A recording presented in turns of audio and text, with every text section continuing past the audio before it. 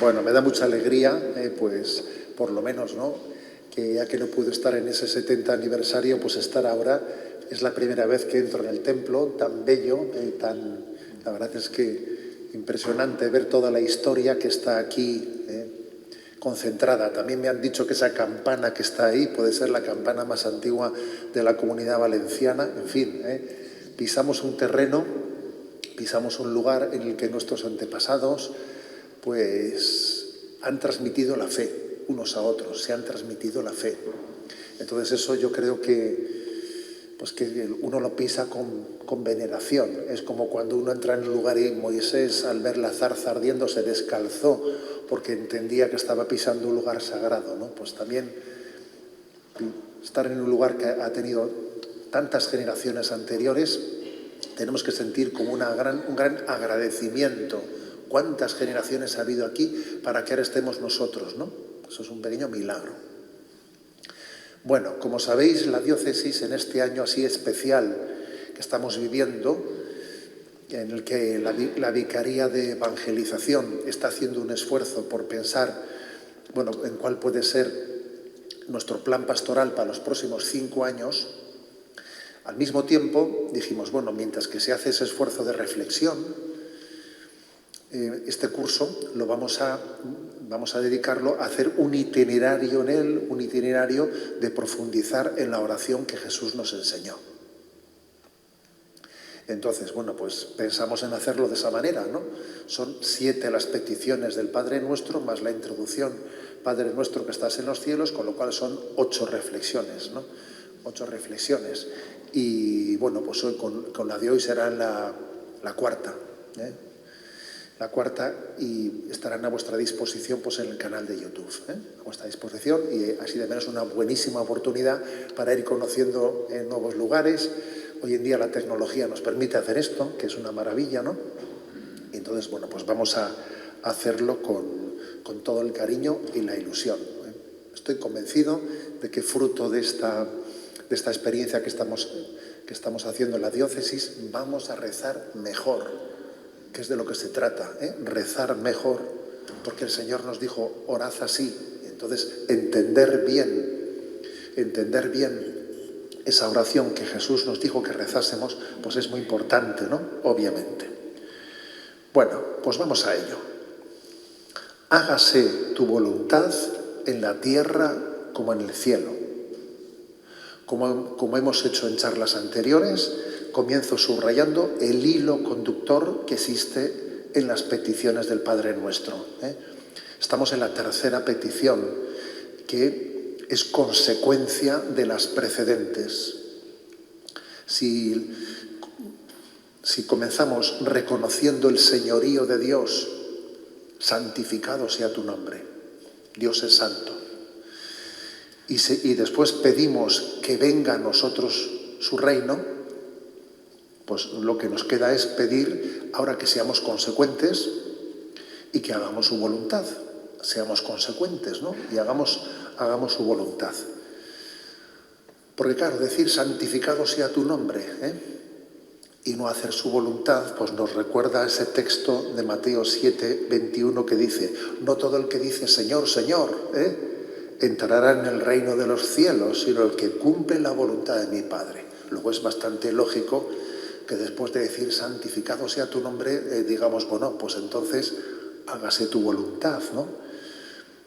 Y además, San Ignacio de Loyola, por ejemplo, ¿no? San Ignacio de Loyola dice que el amor se ha de poner más en obras que en palabras. No hay por qué contraponer palabras y obras, pero si hay que elegir entre palabras y obras, más importantes son las obras que las palabras. De hecho, ahí tenéis ese otro texto evangélico que habla de un padre que tenía 2 hijos y que les envió a la viña. Y uno dijo, sí, que voy, que no fue. Y otro que dijo, no quiero, pero mira, al final fue. Y obviamente era más importante las obras que la palabra, ¿no? Que la palabra. Por lo tanto, es lógico, ¿no? que la conclusión sea, hágase tu voluntad. Después de haber dicho, santificado sea tu nombre, venga a nosotros tu reino, pues que se haga su voluntad. Porque las obras son más importantes que las palabras, siendo así que también las palabras son importantes. Somos lo que hacemos más que somos lo que decimos. ¿Qué somos? ¿Lo que decimos o lo que hacemos? En realidad somos lo que hacemos, seamos claros. Es lo determinante en nuestra vida. Bien, dicho esto, vamos a comenzar diciendo que eso de que se haga la voluntad de Dios es una petición contracultural, que no se entiende fácilmente la cultura de nuestro tiempo, porque esto entra en conflicto con la mentalidad moderna. Porque hoy en día hay como un dogma sacrosanto de la modernidad que es la autonomía de la propia voluntad. Eso es como un dogma que no hay quien lo toque, ¿no? Cada uno es autónomo en su voluntad. Bien es cierto que el tiempo ha demostrado que eso de que aquí lo importante es que cada uno haga lo que quiera, eso se ha dicho muchas veces, pero el tiempo está demostrando que estamos cada vez más en una dictadura del relativismo. Se empezó diciendo que viva el relativismo, que cada uno haga lo que quiera, y hoy estamos descubriendo que eso era una engañufla. Esto es una dictadura del relativismo en la que tienes que hacer lo que ellos digan. Eso también, eso de que cada uno es autónomo en su voluntad, sí, se decía en teoría, hasta que algunos han cogido, ¿no?, la sartén por el mango y entonces ahora ya se hace lo que ellos dicen. Con lo cual, eso de que la voluntad es autónoma, vamos a ver, ¿no? No se lo creen ni los que lo dicen, porque es que al final resulta que tampoco es verdad que lo practiquen, aunque lo decían, pero luego no lo practican. Pero es cierto que expresiones, por ejemplo, ¿no?, de «He aquí la esclava del Señor, hágase en mí según tu palabra», a nuestra cultura eso le chirría. ¿Pero cómo la esclava? A ver, el hombre tiene que ser libre, Y hay algunas órdenes religiosas pues que igual han puesto nombres similares, ¿no? Esclavas de Cristo, esclavas de nosotros. ¿Pero cómo esclavas? Eso pues chirría, ¿no? Chirría una cultura de la libertad, ¿no? Y entonces aquí hay una paradoja, que es que María se presenta como esclava de la voluntad de Dios y es la criatura más libre que jamás ha existido ni existirá. A ver, vamos a entender esto. Entonces aquí hay que comenzar por desenmascarar una mentira. Porque este mundo promete libertad y te esclaviza. Y Jesucristo nos pide que cumplamos su ley y nos libera. Luego, aquí no es oro todo lo que reluce, como se dice. Hay que desenmascarar una mentira, ¿no?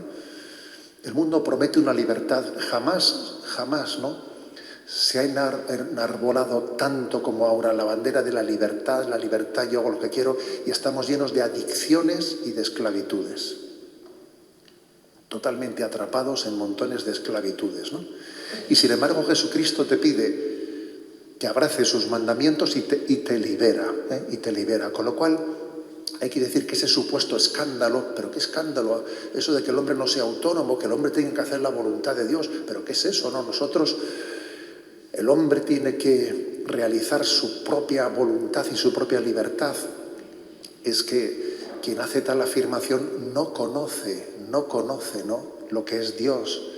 La visión cristiana, yo ayer mismo envié a redes sociales un mensaje que decía lo siguiente, ¿no? La felicidad no consiste en la realización de nuestros deseos, sino en descubrir que la voluntad de Dios lo supera infinitamente. La voluntad de Dios supera mis deseos. Yo tengo unos deseos, pero en realidad no sé lo que me conviene. Yo qué sé lo que me conviene. Mi capacidad de conocer, ¿no?, mi bien es muy limitado. En realidad Dios me quiere a mí mucho más y mejor de lo que yo me quiero a mí mismo. Con lo cual mi felicidad no es que mis deseos, mis sueños se cumplan, sino mi felicidad será que la voluntad de Dios, que me quiere mucho más de lo que yo me quiero a mí mismo, se realice. Claro, este es un lenguaje que únicamente lo entiende quien se ha aproximado, ¿no?, al misterio de Dios y entiende que Dios es nuestro Padre. Ahora, también hay una cierta forma de entender esto, una aproximación desde la experiencia que tenemos en la familia. ¿Acaso un niño a veces a su padre no le pide cosas que en realidad no son su bien? Y el padre no se las da, le da lo que es mucho mejor para él. El padre no le da lo que el hijo le pide, sino lo que el hijo necesita, que está muy por encima de sus deseos. Bueno, pues eso que ocurre entre un hijo y un padre ocurre entre nosotros y Dios, pero de una manera mucho más excelente, ¿no? Entonces, confiamos en que Dios me conoce y Dios me ama mucho más, no de lo que yo supongo, ¿eh? Hay en el diario íntimo de Unamuno, un hombre que luchó ahí entre la creencia y la increencia, dice él, ¿no? El que quiere lo que Dios quiera, consigue que suceda todo lo que él quiere.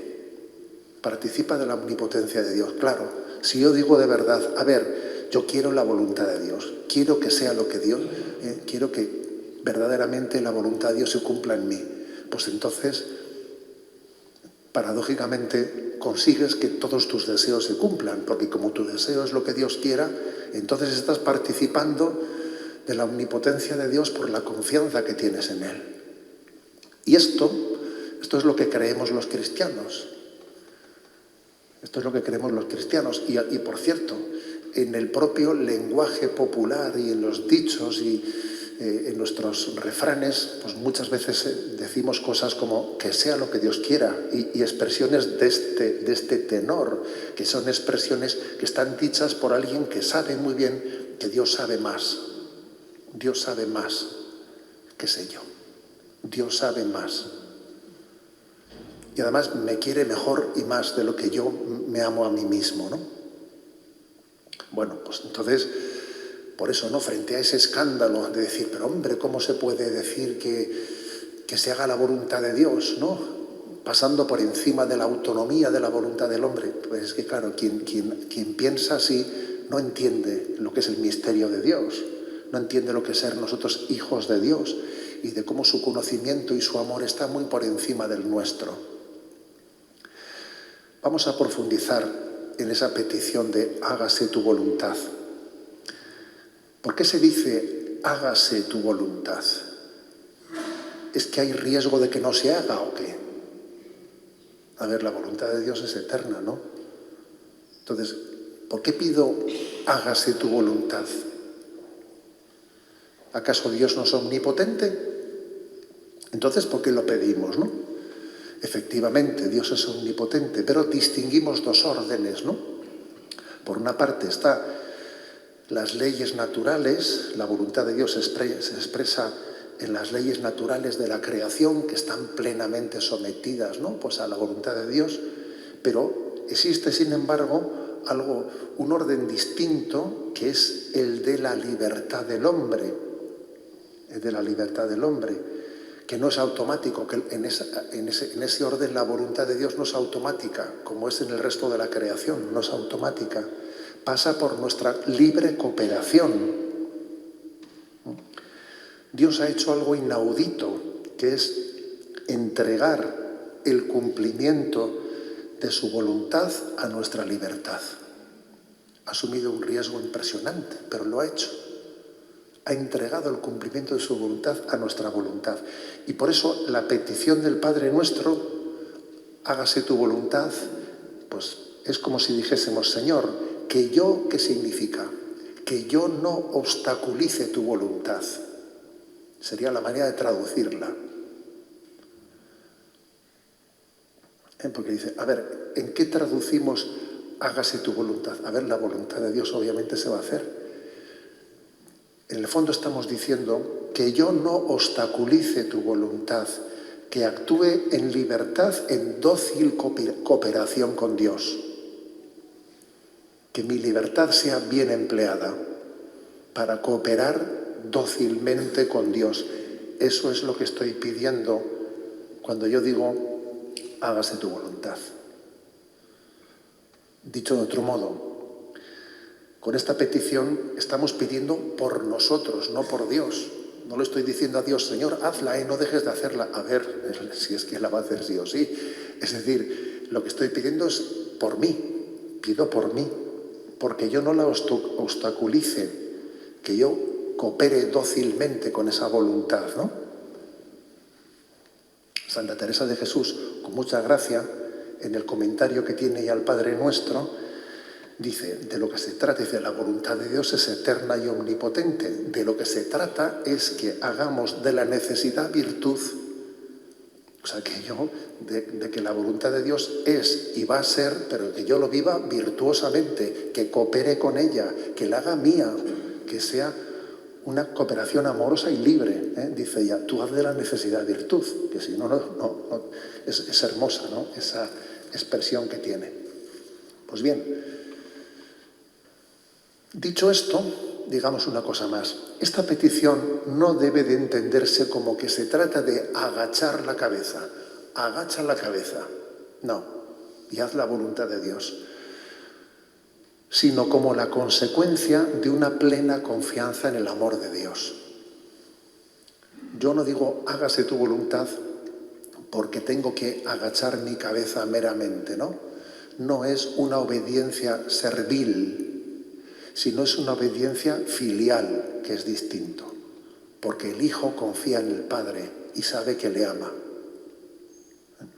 El Papa Francisco recientemente nos decía él, rezando, hágase tu voluntad, no estamos invitados a bajar servilmente la cabeza como si fuésemos esclavos. No, Dios nos quiere libres y es su amor el que nos libera. El que nos libera. Obviamente la expresión, la esclava del Señor o ser esclavos del amor de Dios es un término que hay que entenderlo, porque claro, un esclavo no lo hace por amor, pero nosotros entendemos el término esclavitud en un sentido que integra nuestra confianza en el amor de Dios. Hay una oración emblemática, preciosa, que es la de Carlos de Foucauld, San Carlos de Foucauld. Es una oración que nos enseña cómo la obediencia a Dios del cristiano no es una obediencia servil, sino amorosa, confiada. La famosa oración que dice, Padre, me pongo en tus manos, haz de mí lo que quieras, sea lo que sea, te doy las gracias, estoy dispuesto a todo, lo acepto todo, con tal de que se cumpla tu voluntad en mí y en todas tus criaturas. No deseo nada más, Padre, te confío mi alma, te la doy con todo el amor de que soy capaz, porque te amo y necesito darme, ponerme en tus manos sin medida, con infinita confianza, porque tú eres mi Padre. Claro, es una oración en la que uno entiende, que cumplir la voluntad de Dios es un acto de confianza en el amor de Dios. No es agacha la cabeza, ¿me explico? No, es un acto de confianza amoroso. Bien, dicho esto, doy un paso más, un paso más en esta reflexión. Entro a explicar un poco la clave cristológica, que es muy importante, la clave cristológica de este hágase tu voluntad. Porque Jesucristo hizo la voluntad del Padre. Él fue el que hizo la voluntad del Padre y Él fue el que nos ha enseñado a hacer la voluntad de Dios. Precisamente el problema nuestro pecado original consistió en desobedecer, en no fiarse del amor de Dios. Entonces, la redención de nuestro pecado, ¿cómo ha sido? Obedeciendo al Padre. Cristo ha redimido nuestra desobediencia con su obediencia. La voluntad humana de Jesucristo ha obedecido a la voluntad del Padre. En Jesús hay dos voluntades, ¿no? La voluntad divina y la voluntad humana. Hombre, como os podéis imaginar, la voluntad divina de Jesucristo, pues obviamente la voluntad divina es una con la voluntad del Padre, pero el mérito de Jesucristo ha sido que su voluntad humana ha pronunciado un sí ha pronunciado un hágase, Padre, tu voluntad, y ese mérito de la voluntad humana de Cristo obedeciendo al Padre es el que nos ha redimido a nosotros. Cristo dio un sí a la voluntad del Padre tan meritorio que redimió la desobediencia del género humano y nos enseñó a nosotros a obedecer. La Sagrada Escritura está llena de textos que hablan de esa obediencia. Por ejemplo, Hebreos 10:7. Jesús, dice Hebreos, que cuando Jesús llegó al mundo, dijo: he aquí que vengo, oh Dios, a hacer tu voluntad. El hombre te ha desobedecido. Yo quiero obedecerte, Padre, y mostrar el camino de la obediencia. Juan 8:29. Yo hago siempre lo que le agrada al Padre. Juan 4:34. Mi alimento es hacer la voluntad de mi Padre. ¿Qué texto este, eh? San Juan dice esto, pone en labios de Jesús esta expresión: mi alimento es hacer la voluntad de mi Padre. El alimento de Jesús era hacer lo que el Padre le pedía. O sea, Jesús nos está enseñando lo que es plenamente, lo que es la obediencia, ¿no? Y ojo, eso no quiere decir que la obediencia a Jesús no le resultase costosa. Le resultó costosa, porque humanamente hablando también él vivió la resistencia de la naturaleza humana, ¿no? Y dice Hebreos 5:8, aun siendo hijo, aprendió sufriendo a obedecer. Por eso, ¿no?, en esa lucha, en Getsemaní, dijo: Padre, si es posible, que pase de mí este cáliz, pero que no se haga mi voluntad, sino la tuya. Dijo, y en ese momento Jesús nos redimió y nos enseñó a decir: hágase tu voluntad. Y dice Hebreos 10:10, y en virtud de esta voluntad somos santificados, merced a la oblación de una vez para siempre del cuerpo de Cristo. Hemos sido santificados en el acto de obediencia de Cristo al Padre. Bueno, esta es la clave cristológica, de ese hágase tu voluntad. Santo Tomás de Aquino, en la Suma Teológica, él profundiza más en esta clave cristológica, ¿no?, para intentar comprender por qué Jesús llegó a vivir ese conflicto de Getsemaní, en el que Jesús le pidió al Padre: Padre, si es posible, que pase de mí este cáliz. Y volvía y lo pedía, pero luego al final, luchando, decía: que no se haga mi voluntad, sino la tuya. Y entonces Santo Tomás de Aquino dice: ¿por qué pasó Jesús ese calvario? ¿Qué nos quiso enseñar en esa lucha que tuvo? ¿Qué nos quiso enseñar? Y es muy interesante la respuesta que da en la Suma Teológica. Dice 4 cosas.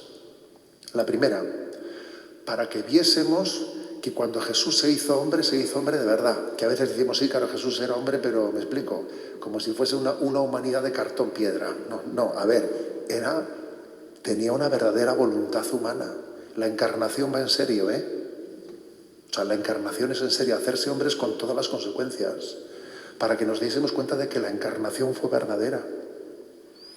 En segundo lugar, dice Santo Tomás de Aquino, para que comprendamos que cuando le pedimos a Dios: Señor, si es posible, que pase de mí este cáliz, Señor, dame la gracia de que esta enfermedad sea sanada. O sea, que cuando luchamos en ese pedirle a Dios lo que creemos que es, pues, nuestro deseo y lo que es bueno, dice, para que entendamos que no pequemos, que no estamos pecando, que tampoco Jesús estaba pecando cuando le decía al Padre: Padre, aparte de mí este cáliz, ¿sabes? O sea que también dice Santo Tomás de Aquino, Jesús también pasó por eso, para que tú tengas libertad de pedirle a Dios lo que entiendas que tienes que decirle, y que no pienses que estás siendo un rebelde. No, tú pide lo que en tu humildad y en tu sencillez entiendas que tienes que pedir. Ahora, luego aprende a decir: pero que no se haga mi voluntad, sino la tuya. En tercer lugar, dice Santo Tomás de Aquino, para que comprendiésemos que debemos de aceptar la voluntad de Dios libremente, incluso a veces contra nuestros deseos, porque a veces nuestros deseos no coinciden con la voluntad de Dios. A veces sí, Ojalá mis deseos siempre se conjugasen con la voluntad de Dios. Pero como yo no entiendo, hay muchas cosas que vistas desde Dios se ven de otra manera, pues tengo que aceptar que la voluntad de Dios puede ser diferente a la de mis deseos. Porque mis deseos nacen de mi sensibilidad. Pero claro, la voluntad de Dios nace desde otra perspectiva. En cuarto lugar, dice Santo Tomás de Aquino, para que se iluminen desde esa lucha interior que Jesús vivió en Getsemaní, ¿no? Para que se iluminen nuestras luchas interiores, nuestras agonías de Getsemaní, porque San Pablo describe la situación de contradicción que existe dentro del interior del hombre. En el hombre hay contradicciones.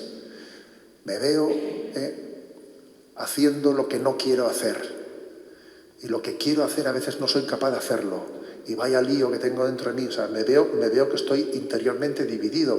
Hay una batalla dentro de mí. Dentro de cada uno de nosotros hay batalla. Hay batalla. Cada uno de nosotros estamos en guerra civil. Y si eso es así, buena señal. Que dentro de nosotros haya una guerra civil. Hay una guerra civil entre el hágase y el hágame, porque es una guerra civil. Y esa guerra, pues está bien que la libremos, y por eso Jesús libró esa batalla, para que nosotros aprendamos a librar la nuestra.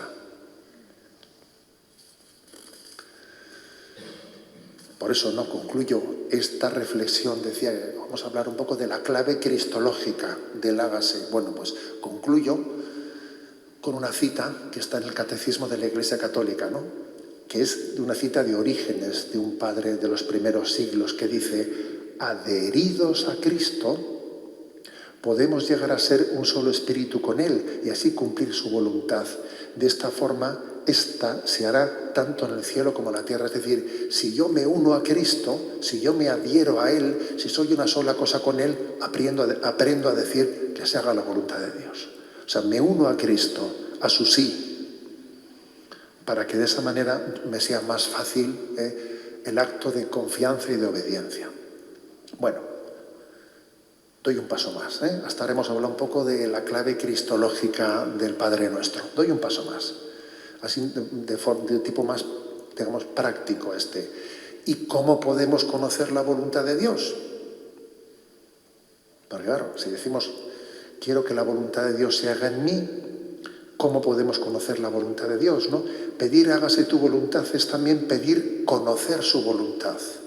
Quiero conocerla, ¿no? Para después poderla cumplir con fidelidad. Luego también es pedir, dame, Señor, la gracia de discernirlo. Dame la gracia de distinguir qué es voluntad tuya y qué no es voluntad tuya. Pedir hágase tu voluntad también es pedir luz de discernimiento. Hemos dicho antes que decir hágase tu voluntad no es recordarle a Dios que la haga, por Dios, sino que es yo, de alguna manera, pedir la gracia de colaborar con ella de una manera dócil, pero también es pedir discernimiento para conocerla, porque si no la conozco no va a ser fácil colaborar con ella. Entonces, ¿cómo puedo discernir, no? ¿Es difícil conocer la voluntad de Dios? ¿Es difícil? El Papa Francisco dice: Dios no es ambiguo, no se esconde detrás de los enigmas, no ha planeado un futuro del mundo de una manera indescifrable. No, Dios es claro, dice el Papa. Es verdad, claro, la voluntad de Dios no es un enigma. No es un enigma. Entonces, pues si eso es así, creo que es bueno que digamos, bueno, ¿y cuáles son, digamos, las formas concretas, ¿no?, para conocer la voluntad de Dios? Bueno, pues me voy a atrever yo a hablar de 6. Vamos a ver. Primera, conocemos la voluntad de Dios por los mandamientos de la ley de Dios. Se presenta el joven rico a Jesucristo y cuando le pregunta ¿qué tengo que hacer?, pues le dice, pues ahí están los mandamientos, pues cúmplelos.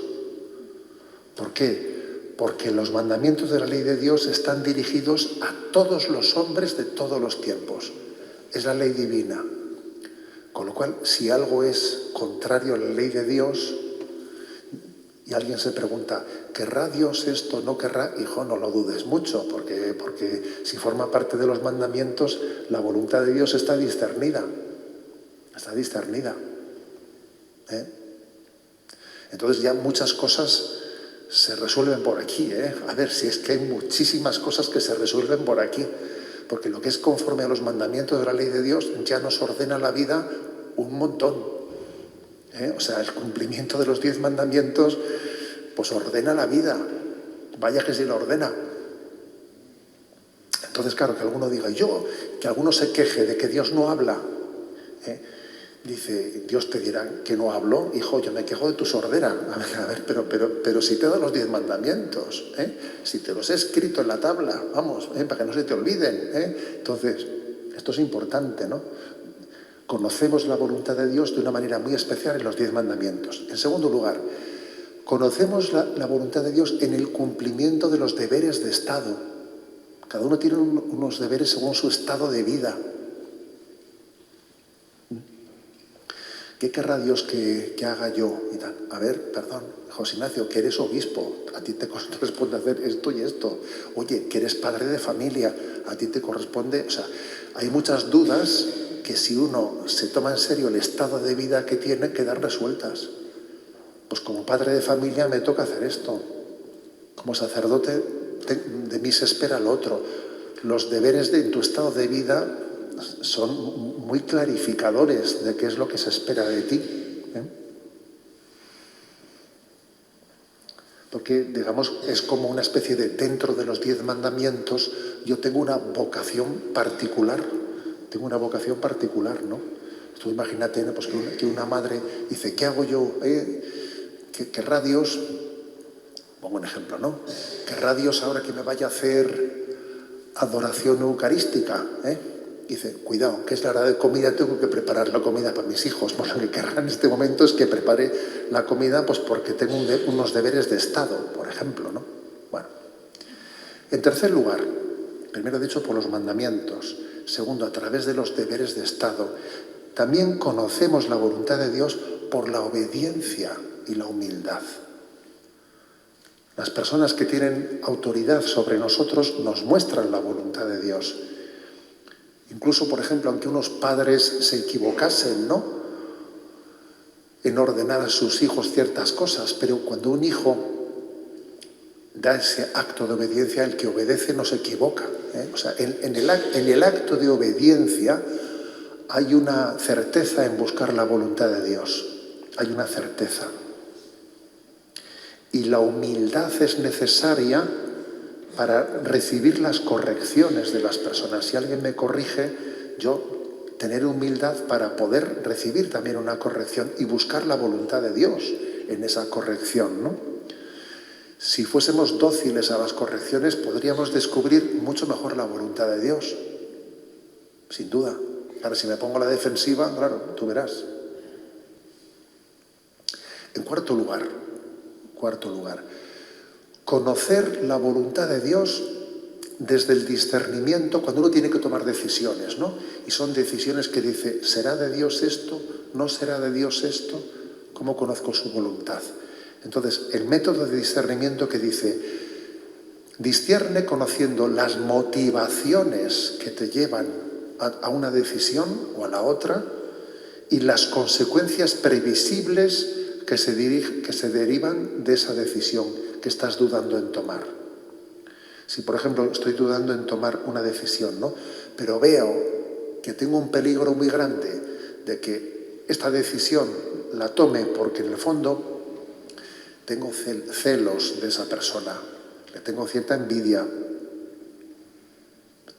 no tomes esa decisión, porque si tienes esos sentimientos, lo más seguro es que la decisión esté mal tomada.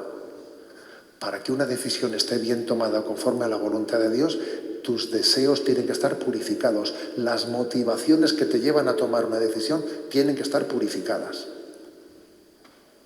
Porque si no están purificadas, la decisión que tomes, lo más seguro va a ser una equivocación. Por eso dice San Ignacio de Loyola, en tiempos de turbación no hagas mudanza, quieto parado, porque seguro que vas a equivocarte. Tus motivaciones tienen que estar purificadas. Y tienes que ser prudente conociendo también la previsibilidad de que si tomas esta decisión, ¿qué es lo previsible? ¿Va a ser para bien o va a ser para mal? Y uno sopesa las cosas. Eso es buscar la voluntad de Dios. Y no actuar, me dejo llevar, ¿no? Y luego lo pienso, no, un momento. Uno discierne buscando si mis motivaciones son puras y si las consecuencias previsibles son prudentes. Ese discernimiento hay que hacerlo y forma parte de la forma del camino para conocer la voluntad de Dios. En quinto lugar, también dice, ¿no? Conocer la voluntad de Dios en la paz de mi alma. San Ignacio de Loyola dice, ¿no? Cuando uno tiene que discernir cuál es la voluntad de Dios en su corazón. A ver, ¿cómo escucho yo la voz de Dios dentro de mi corazón? En la que Dios me dice, vete por aquí, o tu camino es otro. ¿Cómo escucho eso, no? ¿Cómo lo discierno? San Ignacio de Loyola y otros muchos, ¿no? Hablan de que cuando nosotros presentamos a Dios una decisión, ¿es este camino conforme a tu voluntad? Si Dios sella con una paz y una alegría muy grande en nuestro corazón, eso que le estamos presentando es un signo de que es voluntad de Dios. Sin embargo, si es algo que me turba, que interiormente me quita la paz, dice, entonces no es voluntad de Dios. La voluntad de Dios se discierne por la paz y la alegría que te da. Si es algo que te turba, que te inquieta, entonces pues, es un signo de que no viene de Dios. Obviamente, para poder aplicar este método de discernimiento, tenemos que tener hábito de hacer oración. Claro, si uno no tiene hábito de hacer oración, pues entonces no va a ser capaz de distinguir si en la oración Dios me da paz o siento turbación. Claro, supone tener hábito de oración para que en nuestra oración le presentemos a Dios nuestros discernimientos y Dios interiormente nos los confirme con el sello de su paz y su alegría o no. Bueno, y por último, he hablado de cómo conocer la voluntad de Dios, por los mandamientos, por el cumplimiento de los deberes de Estado en nuestra vida, por la obediencia y la humildad, por el discernimiento de motivaciones y consecuencias, pues por la paz y la alegría de nuestra alma en la oración. Y por último, también hay que decir que hay una voluntad de Dios eterna que está en la Sagrada Escritura. ¿No? Y que se manifiesta pues, de una manera pues, muy clara. Por ejemplo, ¿no? Uno lee la Sagrada Escritura y dice, Dios ante todo, ¿no? Dice, Dios quiere que todos los hombres se salven y lleguen al conocimiento pleno de la verdad. Dice 1 Timoteo 2, 3, 4. O sea, ¿cuál es la voluntad de Dios? También se manifiesta en muchos pasajes, ¿no? Pero algunos muy especialmente de la Sagrada Escritura, en los que Dios revela cuál es su voluntad central. Dios quiere que todos los hombres se salven y lleguen al conocimiento de Dios por la verdad, por ejemplo. Y entonces entendemos que la voluntad de Dios son las misiones. Por ejemplo, el Domum. Dios quiere la predicación del Evangelio. Entonces estamos atentos a ver cómo en la Sagrada Escritura se nos descubre, ¿no? Cuál es la voluntad central, ¿no? ¿Dónde está el corazón de la voluntad de Dios? El corazón de la voluntad de Dios está también en el amor. Un nuevo mandamiento os doy, que os améis unos a otros. ¿Qué es lo que más quiere un padre? Que sus hijos se amen. ¿Cuál es el disgusto mayor de unos padres? Ver a sus hijos peleados. ¿Cuál es el culmen de la voluntad de Dios? Ama, evangeliza y ama a tus enemigos. Fíjate, con eso ya lo hemos dicho todo, ¿no? Ahí hemos llegado a la plenitud de la voluntad de Dios. Evangeliza y ama a tus enemigos. O sea, que hay que estar atentos a la Sagrada Escritura para descubrir las grandes intuiciones en las que Dios revela su voluntad, ¿no? Bueno, y ahora voy a concluir también, porque me estoy fijando únicamente en hágase tu voluntad, pero es que la petición dice en la tierra como en el cielo.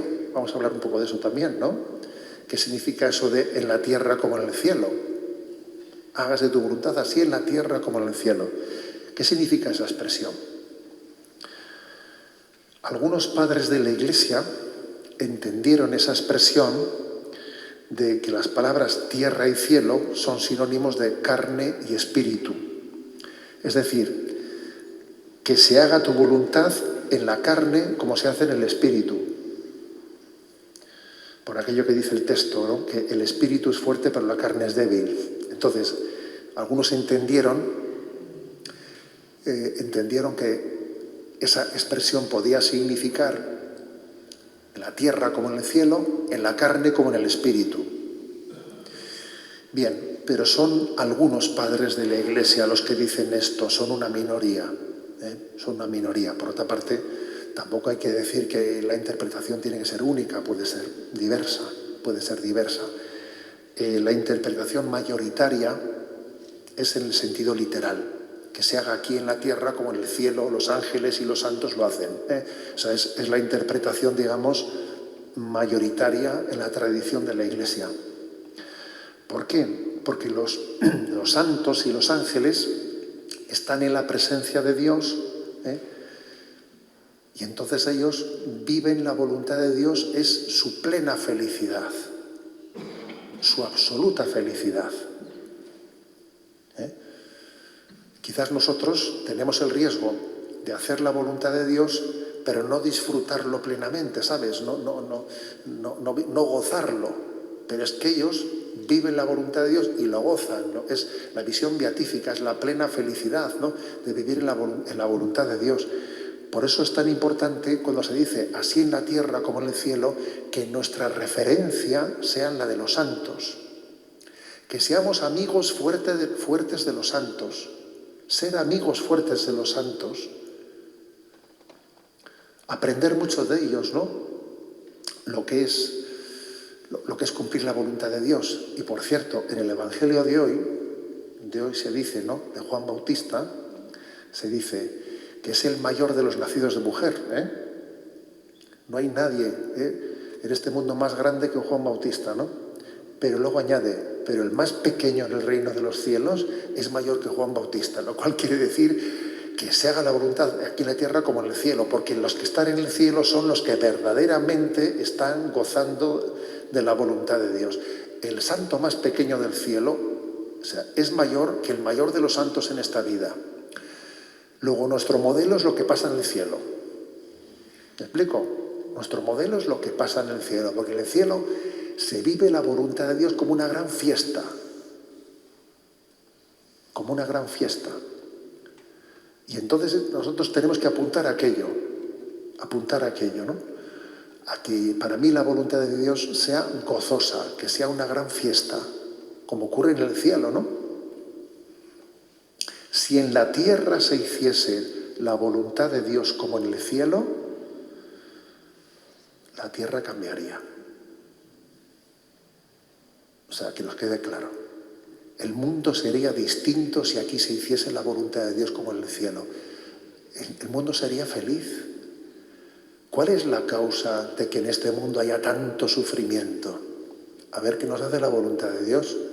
Que cada uno va a lo suyo, Que cada uno va a lo suyo, ¿no? Como aquel que decía, aquí todo el mundo va a lo suyo, menos yo que voy a lo mío, Pues claro, a ver, o sea, ¿no hacemos la voluntad de Dios? El mundo sería feliz si hiciese la voluntad de Dios. Por eso nuestra referencia es el cielo. Es nuestra referencia, ¿no? Entonces, queridos hermanos, pues yo solamente os deseo, nos deseamos mutuamente, ¿no? Que cada vez que recemos esa expresión, hágase tu voluntad en la tierra como en el cielo, nos enamoremos de la voluntad de Dios, pidamos la gracia de de entender que la voluntad de Dios es mi felicidad, ¿no? Y pedirle a Dios que vaya configurando mis deseos a su voluntad, no configurar su voluntad a mis deseos. Cuando una barquichuela, ¿no? Cuando una barquichuela llega a un puerto, uno, pues el marinero que va en esa barca lanza la soga, la coge en la boya y entonces empieza a tirar, ¿no? Pero lo que se acerca no es el puerto a la barca, sino la barca al puerto, ¿sabes? ¿No? Pues así ocurre con nosotros, ¿no? Que lo que queremos es que mis deseos, yo le pido a Dios ya, pero en mi petición es mi voluntad la que se está asemejando, la que se está adhiriendo a la voluntad de Dios, la que se está conformando con la voluntad de Dios, ¿no? Luego a Dios le pedimos hacer su voluntad y además que su voluntad sea nuestra alegría, que configure mis deseos, ¿no? Y ese es un don que especialmente nos lo quiere dar teniendo a María y a José, como modelo, ¿no? De perfecto cumplimiento, gozoso cumplimiento de la voluntad de Dios. Gloria al Padre, al Hijo y al Espíritu Santo.